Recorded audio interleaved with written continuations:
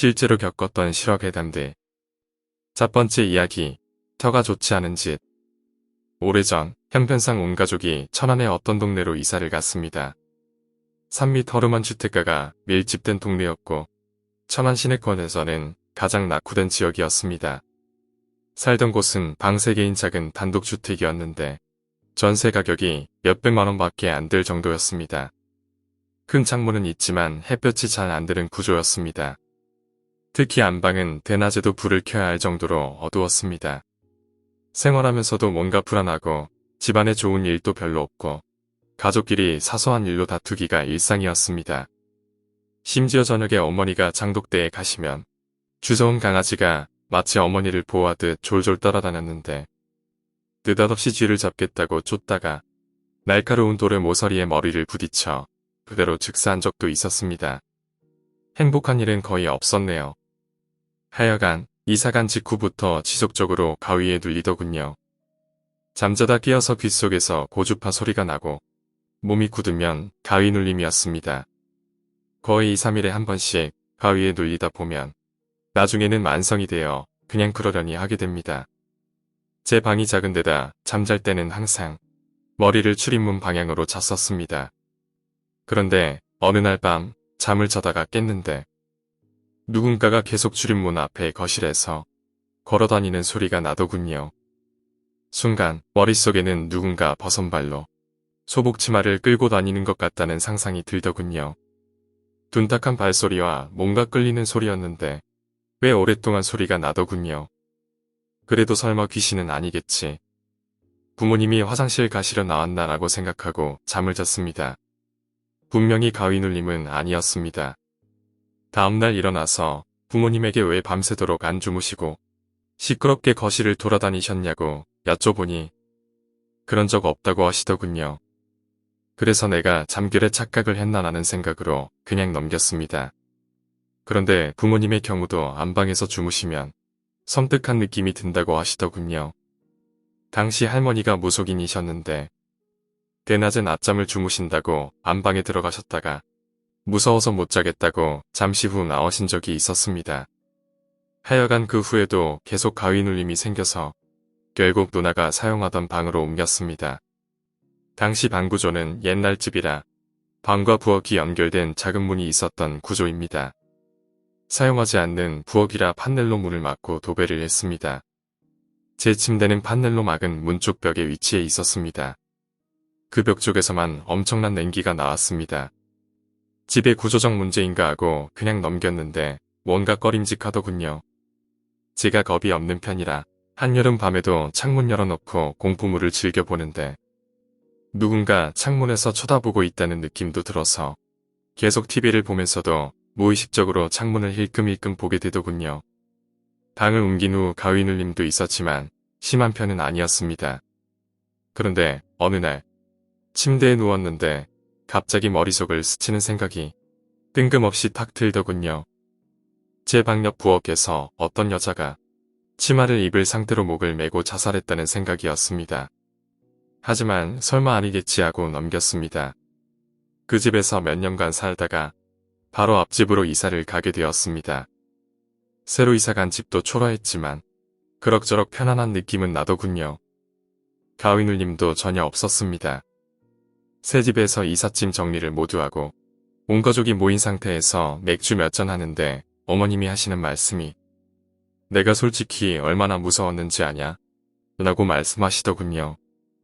어머니와 뒷집 아주머니는 아주 친했었는데 이사를 가기 한 달 전에 뒷집 아주머니가 다른 집으로 이사 가기를 참 잘했다고 했답니다. 저희 집이 예전 살던 집으로 이사 가기 전 그 집에서 단기사병이 구타와 괴롭힘으로 인해 제 방 옆 부엌에서 목매고 자살을 했었고 그 후로 아버지 역시 안방에서 목매고 자살을 해서 오랫동안 비어있던 집이었다고 합니다. 뒷집 아주머니도 주책이시지. 이사 간 후에 어머니한테 말을 하셨어야 하는데 이사 가기 한 달 전에 말을 했으니 어머니가 그 사실을 미리 아시고 많이 무서워했다고 하시더군요. 제 직감이 그래도 비슷하게 맞은 듯 싶습니다. 부엌에서 목매달고 자살한 사람이 여자가 아닌 남자라는 것일 뿐이죠. 하지만 그전에도 이미 다른 사람이 자살을 하지 않았나 생각이 듭니다. 이사간 후로는 가윈 울림도 없고 크게 안 좋은 일도 없었습니다. 저희 가족이 살던 그 집은 여전히 그 자리에 있습니다. 몇 년 전에 아파트 단지가 들어서고 개발이 되었지만 절 옆이라 그런지 그 집은 아직도 그대로 있습니다. 사람의 직감이란 무시할 수 없는 듯 싶습니다. 현재는 세종시에서 살고 있지만 그때 생각하면 아직도 소름이 돋습니다. 두 번째 이야기, 기괴한 가족 사진. 내가 대학을 다닐 때니 어느덧 수십 년이 훌쩍 넘은 이야기다. 친구가 승합차를 산 기념으로 친한 여자아이들을 꼬셔서 같이 단풍놀이를 갔다. 산속에 호수가 있어 그 주변으로 등산을 할 수 있는 나름 유명한 곳이었다. 통나무로 계단과 난간을 만든 잘 정비된 길이 있어 걷기 편한 데다 날씨도 쾌청하고 선선해서 정말 딱 좋았다. 한동안 그렇게 산길을 걷고 있는데 노란색 줄이 쳐져 통행 금지라고 써져 있는 구역이 보였다. 코스상으로는 그곳도 지나갈 수 있지만 줄을 쳐서 지나가지 못하게 해놓은 것이었다. 하지만 운동신경이 좀 있으면 줄이 쳐져 있는 나무를 넘어서 지나갈 수 있을 것 같이 생긴 터였다. 슬슬 단풍 구경만 하는 것도 질리기 시작한 터라 나는 그곳을 넘어가 보기로 했다. 나름대로 운동신경에는 자신이 있었고 같이 온 여자아이들에게도 뭔가 과시해보고 싶었기 때문이었다. 주변에서 친구들이 말리는 것을 뒤로하고 괜찮다고 웃어 넘기며 나는 줄을 넘었다. 의외로 줄 너머는 바로 낭떠러지였다. 떨어지면 수십 미터는 좋게 떨어져 호수에 추락할 높이였다. 확실히 줄로 막을 만큼 위험하구나 싶어서 주변을 쓱 돌아보는데 벼랑 근처 나무 뿌리에 사진 액자가 벼랑 쪽을 향해 놓여 있었다. 가까이 가서 주워보니 보통 가족 사진이다. 웃는 얼굴 부모와 남자아이가 찍혀있다. 혹시 하는 마음에 주변을 살펴봤지만 꽃이나 향을 피운 흔적 같은 것은 없었다. 그렇지만 달리 사진 액자만 거기 버려져 있을 이유도 없었다. 기분이 나빠진 나는 금세 친구들 곁으로 돌아왔다. 다들 뭐가 있었냐고 물어서 조금 부풀려 벼랑이 있었고 사진 액자가 있었는데 그 옆에 꽃이 있었어 라고 말했다. 하지만 완전히 역효과였다. 여자아이들은 저주받는 거 아니냐며 올상이 되어 무서워했던 것이다. 당황한 나는 그냥 별거 없었다고 얼버무린 다음 나머지 코스를 걷고서 차로 돌아왔다. 그런데 가장 먼저 차에 올라탄 여자아이가 절규했다.